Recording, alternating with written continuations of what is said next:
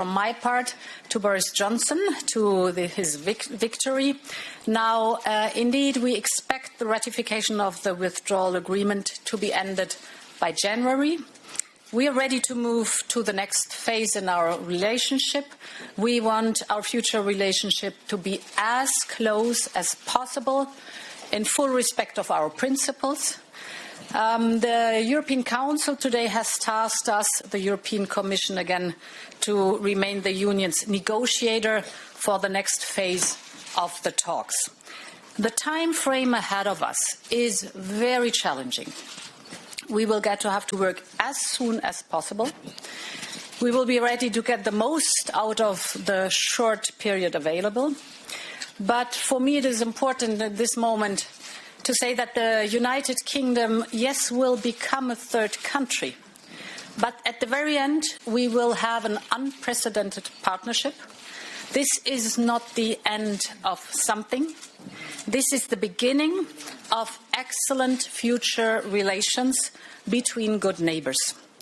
For the negotiations, as Charles Michel has said, the level playing field is of utmost importance, be it social rights or environmental rights, state aid or others. It is also of utmost importance that we care for the 3.5 million European citizens in the UK. And therefore, we are getting ready now to formulate the mandate that is necessary to start the negotiations and to be prepared from the 1st of February on to go to work. What the Euro Summit is concerned, of course, a stronger Europe needs a strong euro without any questions. We are one of the 3 largest global economies. We are the largest global market, and we are the first foreign investor, even in places that are incredibly far from us. And yet we're still punching below weight. So it was a very interesting and vivid debate today that the international role of the euro has to rise, has to gain more importance. For that, we have to go forward in our homework because we're not done with the structure. We have to complete the capital market union. This means access, for example, for SMEs all over Europe. We have to move forward in the banking union. There, of course, it's always a question of sequences that is debated, but the common goal is clear and there is a common understanding about that. The swift implementation now of the results in the SFM is important. So we have quite a lot to do, but we are determined to move forward for the sake of a stronger Europe. The big instrument, the instrument for convergence, is something where we have a lot of work to do, but it's moving in the right direction. I presented also the first ideas of a stabilization element next to it. We call it SURE. It will be debated over the next weeks and months. So we're determined to increase the international role of the euro by doing our homework and completing the structural work that has to be done. Thank you. Please. Dear Ursula, dear Charles, the Finnish presidency has been in a difficult situation. The new parliament has started its work. We've been waiting for the new commission to start its work, and now it has. With this European Council, we are coming close to the end of Finnish presidency. The EU ambitious long-term climate objective has been one of the main priorities of Finnish presidency, and we have done everything in our power to reach agreement on it. Today we reached a decision late last night. We have agreed that the European Union will be climate neutral by 2050. The adoption of this target sends a clear signal to our citizens who demand more ambitious climate action in order to fulfill the commitments of the Paris Agreement. We took this decision at the 4th anniversary of this historical climate agreement. This is an important decision not only for us present here today, but also for the future generations. One member state is not yet ready to commit to the implementation of the 2050 target, but I'm sure we will be able to find a way forward. Finland has been supporting and working for the 2050 goal throughout our presidency. I want to thank the President of the European Council, Charles, for leading us to joint conclusions on climate, and the President of the European Commission, Ursula, important input of the Commission with the proposal on European Green Deal. My government is fully committed to the goal of climate neutrality, and we have set ourselves an even more ambitious target of Finland becoming climate neutral by 2035. Climate policy is not the only important issue we have discussed at this meeting. I have the pleasure to introducing to the European Council the presidency proposal for the next multi-annual financial framework. Our proposal is the result of many months of consultations with the Member States and intensive work with the Commission. We are certain that the presidency proposal gives the EU the necessary tools and resources to conduct ambitious climate policy, support cohesion, safeguard European agriculture, and respond to demands on effective border management, digitalization of our economy, and more possibilities for student exchange. We have been working for a more competitive and socially inclusive EU. At the center of this is people's well-being and skills. For example, we need to invest in the practical understanding of artificial intelligence. As a concrete measure, Finland will provide a free online course, Elements of Artificial Intelligence, for all EU citizens in all official EU languages. Throughout the presidency, Finland has defended the fundamental values of our union with strong action in support of the rule of law. We have worked for the strengthening of the yearly rule of law dialogue and developed new modalities for the Article 7 procedure. In the presidency's proposal for the next multi-annual financial framework, we have introduced an instrument to protect the EU's budget against rule of law problems. We know that these efforts have the support of citizens across Europe. One issue that has been on our agenda for a long time is Brexit. With the result of parliamentary elections in Britain yesterday, it seems that we are now entering a new phase. The timely ratification of the withdrawal agreement would pave the way for the negotiations on the future relationship between the EU and the UK. We should start working for this as soon as possible. The EU and the UK need each other, and therefore we should aim at as close relationship as possible. This would be for the benefit both of our citizens and businesses. For Finland, this has been the third presidency during our membership of the European Union. Each presidency is different, but it has always meant hard work. I want to thank both my fellow ministers and officials who have been working long hours during the presidency. Finally, I want to thank the President of the European Council, the Commission and the European Parliament for the support we have received from the institutions throughout our presidency.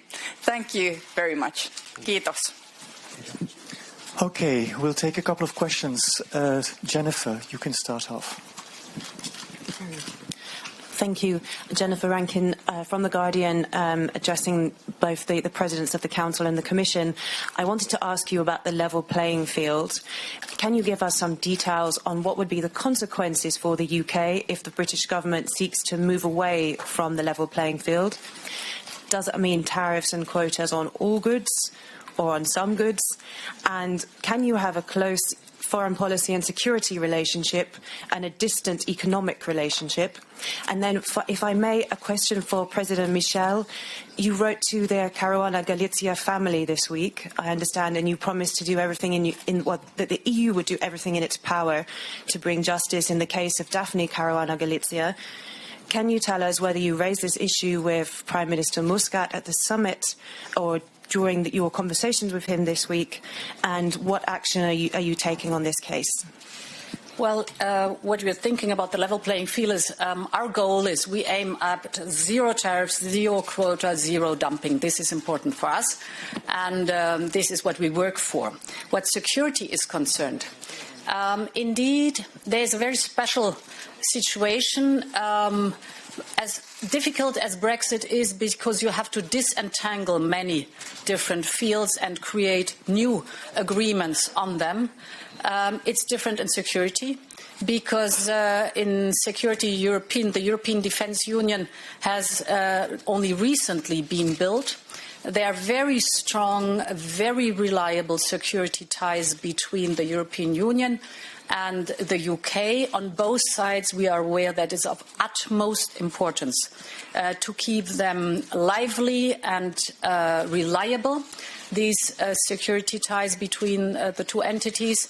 And my experience is that we have a very strong relation in security matters, mainly external security matters, where we, of course, have to work on, but we do not have to rebuild a new relationship, as it is in other fields where we have to do that. Thank you. About the level playing field, I give the same answer like Ursula.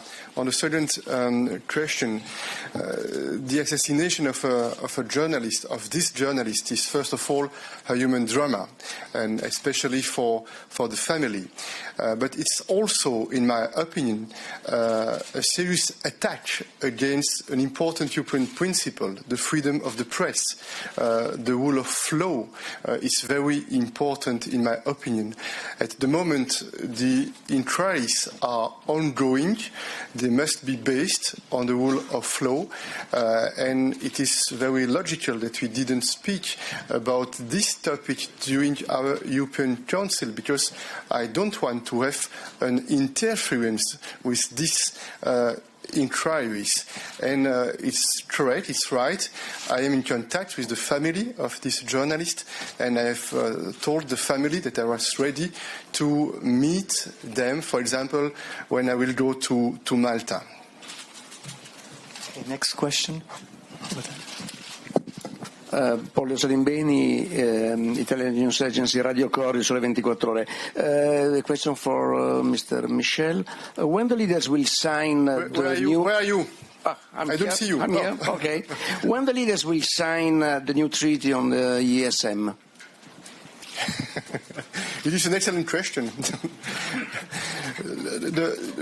About the ESM, it's a very important goal, and we made an important progress by having a political agreement on the most important principles of the ESM. But we know, and you know also, I think, that we need to continue the work at the level of the ministers in order to implement the technical points with regard with this important project we have. And as I have said, we have also to make progress on the other topics, the banking union on the one hand, and on the other hand, this important tool for the future, this budget for convergence and for competitiveness. And I repeat that it's important also in parallel with these European budgetary negotiations to try to take steps in the right direction and to have an agreement, to find an agreement. Is it easy? Not. It is not easy. If it was easy, we would have an agreement. It's not yet the case, but we have to work. And this meeting today, in my opinion, was important. Why? Because it was the first occasion after the start of this new institutional cycle to have a strategic discussion about what do we want to realize in order to develop more growth, more investment, to support innovation, and to have a stronger Eurozone. Okay, two more questions. Yes. Markus Becker with Der Spiegel. It's a question for President von der Leyen. It's about Brexit. Given the fact that only maybe 7 to 8 months remain to have an FTA with Great Britain, and also given the fact that Prime Minister Johnson has categorically ruled out to ask for an extension of the transition period, what kind of trade agreement do you think might be possible within that time? What might be in it and what might be not in it, in your opinion? Well, we are addressing indeed the challenge that the time is very short. We have 11 months to negotiate a broad field, and it's not only about a trade agreement, but we're also speaking about education, we're speaking about transport, about fisheries, about sectorial questions. So many other fields are in the portfolio to be negotiated. Therefore, right now we are working on the mandate through the Council that is given to the Commission to be ready on the 1st of February. But we will have to prioritize. Prioritize is insofar as we will put a specific focus on those issues that were an economic cliff edge at the end of 2020 if they would not be done.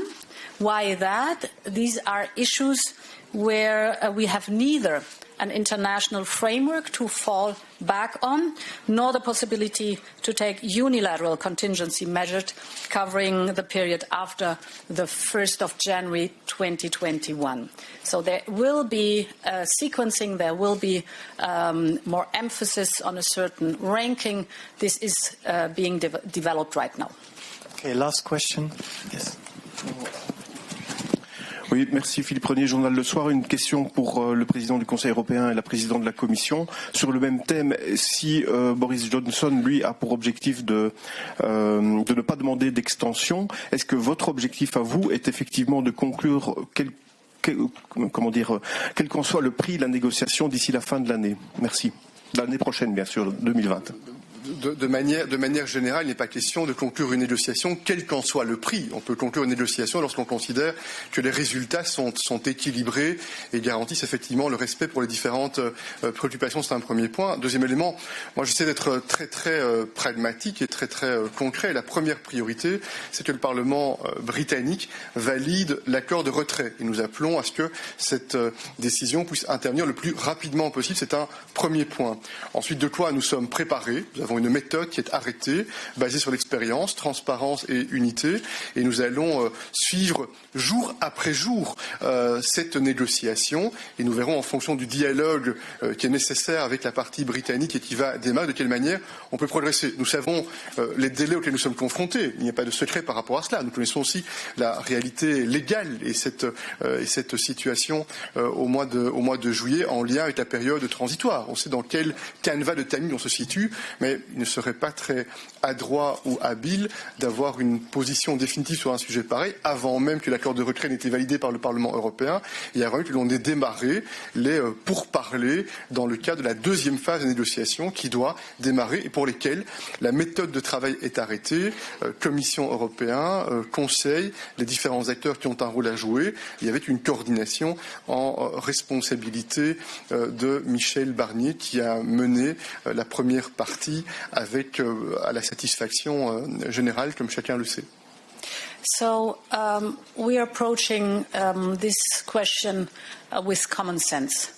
The United Kingdom and the European Union, we face so many challenges that we have in common globally, and where we share the approach, where we share interests, and where we share values, that it is in our common interest in both entities to come to a very good new relationship in an orderly way. Therefore, our focus is on having the negotiations as mature as possible to close as many negotiation points at the end of the year as possible. So we go step by step, but in an attitude that says we want to be good neighbors. Thank you. Merci. Congratulations.